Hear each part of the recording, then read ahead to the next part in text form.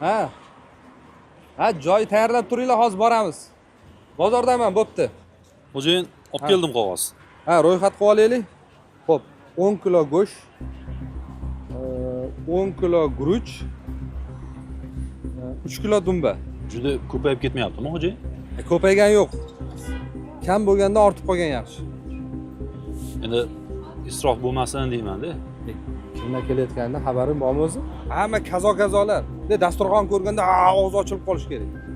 Yoz. Xo'p, 2 kilo xandon pista. Isrof o'zi nima? Islom shariatida isrof deb nimaga aytiladi? O'zimiz bilib bilmagan holatda isrofga yo'l qo'ymayapmizmikin? Ushbu savollarga batafsil javob olmoqchi bo'lsangiz, Shayx Muhammad Sodiq Muhammad Yusuf hazratlarining Isrof kitobi audio video shaklini haftaning har juma kuni soat 20:30 dan boshlab islom.uz portalida tomosha qiling.